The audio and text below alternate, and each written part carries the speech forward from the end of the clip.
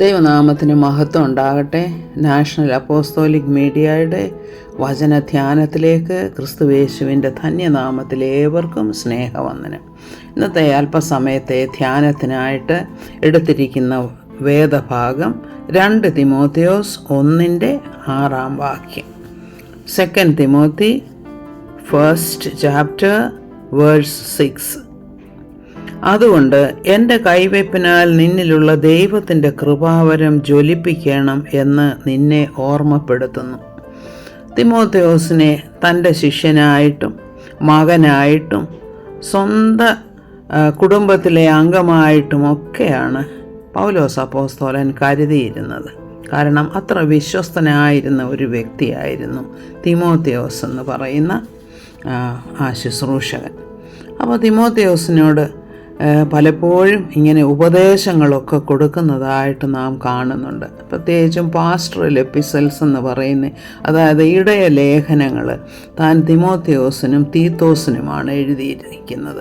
കാരണം ഒരു സഭയിലെ ഒരു ശുശ്രൂഷകൻ എങ്ങനെയായിരിക്കണം എന്നുള്ളത്. അപ്പോൾ ഇവിടെ പ്രത്യേകമായിട്ടും പറയുന്നത് തൻ്റെ കൈവയ്പിനാലാണ് ആ പരിശുദ്ധാത്മ പകർച്ച തിമോത്തിയോസിന് ലഭിച്ചത്.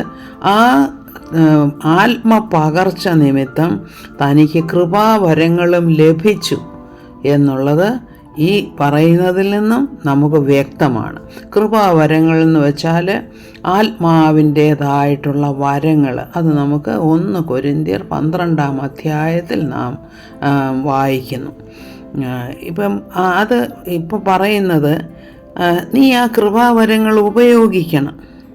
അതുപോലെ തന്നെ ആ ഉപയോഗിക്കുന്ന കൃപാവരങ്ങൾ അതിൻ്റെ വീര്യം കുറഞ്ഞു പോകാതെ ഇരിക്കത്തക്കവണ്ണം നീ അത് എപ്പോഴും ശ്രദ്ധയോടെ ഇരിക്കണമെന്നും കൂടെ പറയുന്നുണ്ട്. അതായത് ദൈവത്തിൻ്റെ കൃപാവരം നീ ജ്വലിപ്പിക്കണം. അപ്പോൾ ഒരു വിളക്ക് എങ്ങനെ ശരിയായ വിധത്തിൽ കത്തി ജ്വലിച്ച് ഇരിക്കാൻ തക്കവണ്ണം അതിൻ്റെ തിരിയിൽ നിന്നും കരി മാറ്റുന്ന ഒരു സ്വഭാവം അല്ലെങ്കിൽ ഒരു പ്രവൃത്തിയുണ്ട്. എന്ന് വെച്ചാൽ നമുക്കറിയാം, ദേവാലയത്തിൽ അല്ലെന്നുണ്ടെങ്കിൽ സമാഗമന കൂടാരത്തിൽ കത്തിക്കൊണ്ടിരുന്ന ആ മെനോറ അല്ലെങ്കിൽ ആ തണ്ട് വിളക്ക്, 7 കവരങ്ങളുള്ള ആ വിളക്ക്, അതിൻ്റെ തിരി എണ്ണ അതിൽ കൂടെ വന്നിട്ട് അതിൻ്റെ അറ്റത്താണല്ലോ അത് ആ തിരി കത്തിക്കുന്നത്. അത് കുറച്ച് നേരം കത്തിക്കൊണ്ടിരിക്കുമ്പം അവിടെ കരിയുണ്ടാകും. കരി ഇങ്ങനെ കുമിളകൾ പോലെ കരിയുണ്ടാകും. അപ്പോൾ ആ കരി മാറ്റിക്കളഞ്ഞാൽ മാത്രമേ ശരിയായ വിധത്തിൽ എണ്ണ അവിടേക്ക് വന്നിട്ട് വീണ്ടും നല്ല പ്രകാശത്തിൽ ആ തിരി കത്തുകയുള്ളൂ. അതിനു വേണ്ടിയിട്ട് പ്രത്യേകമായിട്ട് ലേവ്യരെ നിയമിച്ചിരുന്നതായിട്ടും നമ്മൾ കാണുന്നുണ്ട്. അപ്പോൾ തിമോത്തിയോസിനോട് പറയുന്നത് എന്താണ്? നിന്നിലുള്ള കൃപാവരം അതുപോലെയുള്ള ഒരു വിളക്കാണ്. അത് മറ്റുള്ളവർക്ക് പ്രയോജനത്തിന് വേണ്ടിയിട്ട് നിനക്ക് ലഭിച്ചിരിക്കുന്നതാണ് ആത്മാവിനാൽ. അതെൻ്റെ കൈവയ്പിനാലാണ് നിനക്ക് ലഭിച്ചതെങ്കിൽ തന്നെയും നീ അത് സൂക്ഷിക്കണം.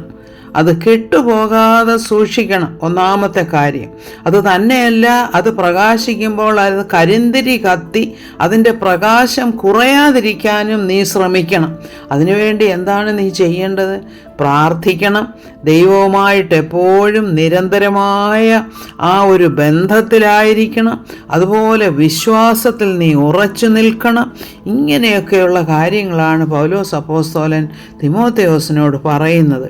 അതുപോലെ തന്നെ 1 തിമോത്തിയോസിലും ഇതിനെക്കുറിച്ച് തന്നെ പൗലോസ് അപ്പോസ്തലൻ പറയുന്നുണ്ട്. 1 തിമോത്തിയോസ് 4:14, 15, 16 വാക്യങ്ങൾ. മൂപ്പന്മാരുടെ കൈവപ്പോടു കൂടെ പ്രവചനത്താൽ നിനക്ക് ലഭിച്ചതായി നിന്നിലുള്ള കൃപാവരം ഉപേക്ഷയായി വിചാരിക്കരുത്. അപ്പം താൻ മാത്രമല്ല ആ അനുഗ്രഹം തിമോത്തിയോസിന് കൊടുത്തത്, മറ്റ് ശുശ്രൂഷകരും ഉണ്ടായിരുന്നു. മൂപ്പന്മാർ എന്ന് വെച്ചാൽ ഇപ്പം നമ്മൾ എൽഡേഴ്സ് എന്ന് പറയുന്നവർ, ഒരു സഭയ്ക്ക് മൂപ്പന്മാരുണ്ട്. ആ മൂപ്പന്മാരും അനുഗ്രഹിക്കണം. കൈവെപ്പോട് കൂടെയാണ് ഈ പ്രവചനവരവും മറ്റ് കൃപാവരങ്ങളും ലഭിക്കുന്നത്. അപ്പോൾ പറയുന്നത് എന്താണ്? നിനക്ക് ലഭിച്ചതായി നിന്നിലുള്ള കൃപാവരം നീ അത് നിസ്സാരമാക്കരുത്, ഉപേക്ഷയായി വിചാരിക്കാതെ. എന്താണ് പിന്നെ പറയുന്നത്? നിന്റെ അഭിവൃദ്ധി എല്ലാവർക്കും പ്രസിദ്ധമായി തീരേണ്ടതിന്. എന്താണ് നിന്റെ അഭിവൃദ്ധി എന്ന് വെച്ചാൽ?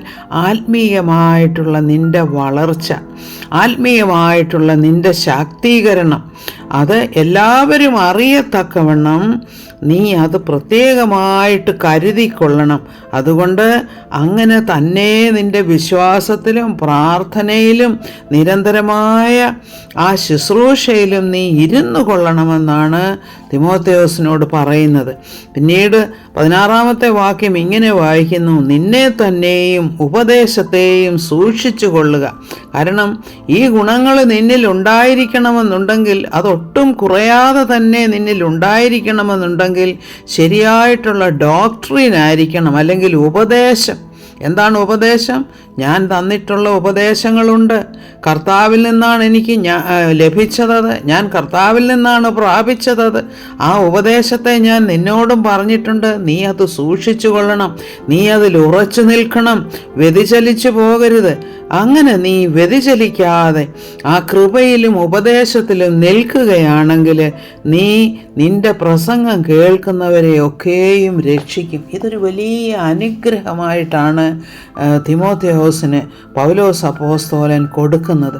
അപ്പോൾ നമുക്ക് ലഭിച്ചിരിക്കുന്ന കൃപാവരങ്ങൾ നാം എങ്ങനെ ഉപയോഗിക്കണമെന്നും കൂടെ ഈ വചനത്തിൽ കൂടെ നമുക്ക് വെളിവായി കിട്ടുകയാണ്. ദൈവകൃപയിലായിരിക്കാൻ ദൈവം നമ്മെ സഹായിക്കട്ടെ എന്ന് പ്രാർത്ഥിക്കുന്നു. സകല മഹത്വവും കർത്താവിന് സ്തോത്രം. ആമേൻ.